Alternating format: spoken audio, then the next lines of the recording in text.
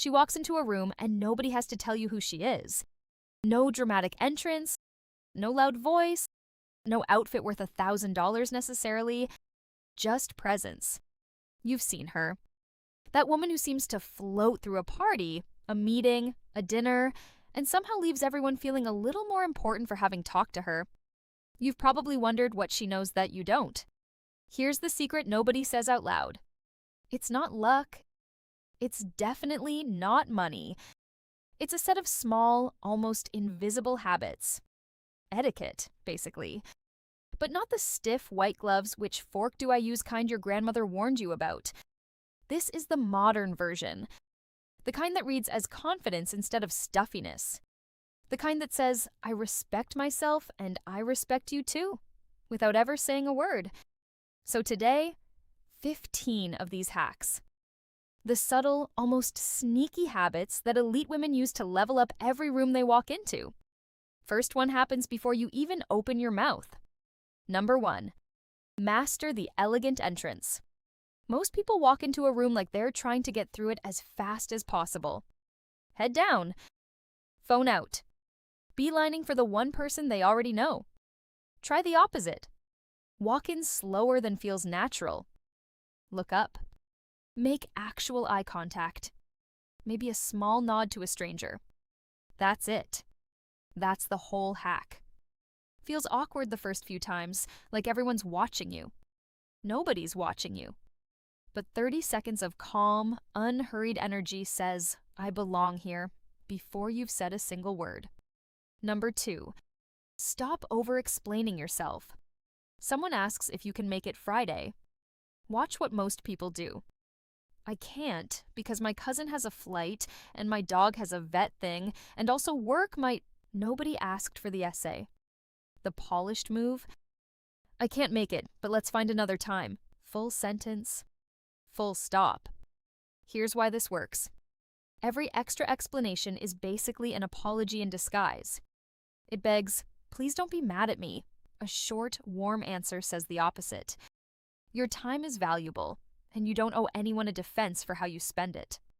Number 3, remember names and actually use them. Quick experiment. Think about the last time someone used your name mid-conversation, out of nowhere. Felt good, right? There's a reason for that. It's the one word in the English language that's entirely about you. The trick isn't superhuman memory. It's a habit. Repeat the name the second you hear it.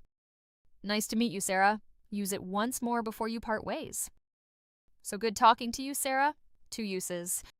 That's usually all it takes. And suddenly you're not just another face in someone's night. Number 4, never let your phone become the most important person at the table. We've all been on the receiving end of this. Mid-sentence, and the person across from you glances down at a buzzing screen. Small moment. Loud message. This notification might be more interesting than you. Phone face down. Better yet, phone away. Expecting something urgent? Say so up front so it doesn't feel like a silent insult later. Because anyone can own the newest phone. Not everyone can give someone their full, undivided attention anymore. That's the actual luxury now. Number 5, the polished introduction. 2 people standing in a group, clearly strangers, and nobody says anything. That awkward little silence everyone's just hoping resolves itself. Don't let it sit. This is Claire. She just moved back from London and makes the best sourdough I've ever had. 1 sentence? A name? A little hook to grab onto. Takes the pressure off both strangers instantly. And you're suddenly the calm, capable one who noticed the gap and quietly closed it. Number 6, compliment without performing. I love your dress. Fine. Forgettable. The way you put that color combination together, I never would have thought of it. That one lands. Generic compliments feel like small talk. Specific ones feel like you were actually paying attention. Try this. Compliment something that has nothing to do with looks. How someone handled a tense moment. Their timing with a joke under pressure. Those are the ones people remember for years. Number 7, know how to leave a conversation gracefully. We've all been trapped. nodding along to a story that's been going on for what feels like geological time. Too polite to escape. Have an exit line ready. It was so lovely catching up. I'm going to say hi to a few more people before the night ends. Warm, simple, final, no fake phone call buzzing in your pocket. Confidence doesn't apologize for existing. It just moves forward, kindly. Here's where it stops being about talking to people and starts being about how your whole life is run behind the scenes. Number 8. The 5-minute rule. Every effortless person you've ever admired has one thing in common. They spent 5 quiet minutes the night before, so today could look easy. Outfit picked, address checked, bag already packed by the door. Nobody sees those 5 minutes. They just see you walk in looking like nothing could rattle you. That's not talent. That's a 5-minute investment nobody else made. Now, a slightly awkward one. Number 9. Upgrade the way you say thank you. Thanks is fine. It's also instantly forgettable. Thank you so much for thinking of me. I actually needed that today. Completely different sentence. Specific. It acknowledges the effort, not just the gesture. Take it one step further. A follow-up message the next day. Mentioning a small, thoughtful thing someone did, weeks later. Thanking the host, the waiter, the assistant who booked the reservation, not just the people who happen to be useful to know. Notice who says thank you to the person who can't do anything for them. That's usually your answer about who they really are. Number 10. Never make money awkward. Splitting a bill. Someone offering to pay. A gift that feels a little too expensive. These moments make almost everyone uncomfortable. And how you handle them says a lot. Financial confidence was never about showing everyone what you can afford. It's about never making someone else feel small over money. You invited them? You cover it, no big announcement. Bill needs splitting? Handle it quietly, no calculator app at the table. Gift feels like more than you expected? You say thank you. Not, oh, this is too much. Grace under financial pressure is rarer than you'd think. And it's remembered longer than you'd guess. Number 11. Lower your voice, not your standards. This one surprises people. It's not about being quiet. It's about not needing to be loud. Rushed, rambling speech reads as nervous energy. Talking over people reads as insecure, even when that's not the intention. A calm, slightly slower pace? That reads as someone who isn't afraid of silence. Someone who isn't afraid of being heard clearly the first time. Try this next time you're nervous. Slow down by 10%. Let a sentence actually finish before the next one starts. Small adjustment. Every word suddenly sounds intentional. Number 12.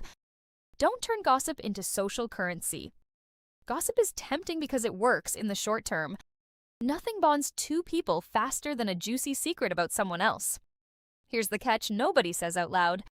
Every time you gossip with someone, you're showing them exactly what you'll say about them the second they leave the room. You don't have to lecture anyone. Oh, I actually don't know much about that. Works fine. So does simply changing the subject. People notice who they can trust with a room they're not in. That trust is worth more than any shared secret ever will be. Number 13. The 2-second rule. Something embarrassing happens. A rude comment lands. Someone spills a drink on you. The instinct is to react immediately. That instant reaction is almost always the one you regret. So give yourself 2 seconds. 2 seconds of a neutral, unreadable expression before you respond to anything. Sounds tiny. Changes everything. It gives you a moment to choose your response, instead of your emotions choosing it for you.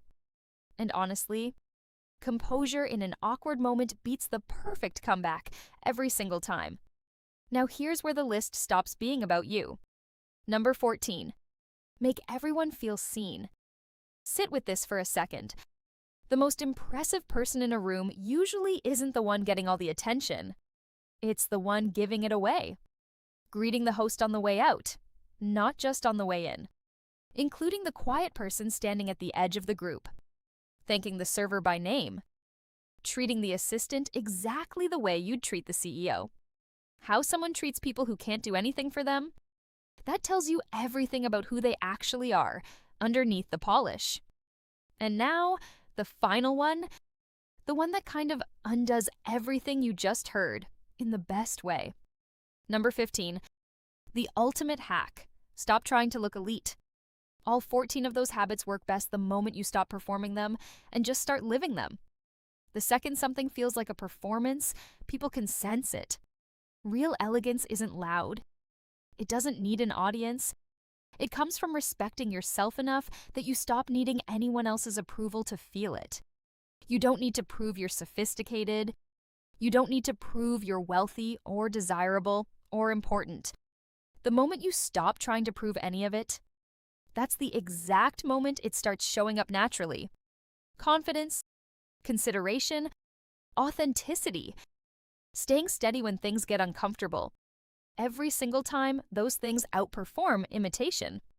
So here's the truth underneath all 15 of these. Etiquette was never about superiority. It was never about memorizing some outdated rulebook nobody actually follows anymore. It's about knowing how to carry yourself while making the people around you feel comfortable, respected, and seen. That's it. That's the whole secret. So tell me, out of everything today, which one are you starting with first? The elegant entrance? The 2-second pause? Saying thank you like you actually mean it? Drop it in the comments. And if you've got your own underrated etiquette rule, one that's never made it onto a list like this, share that too.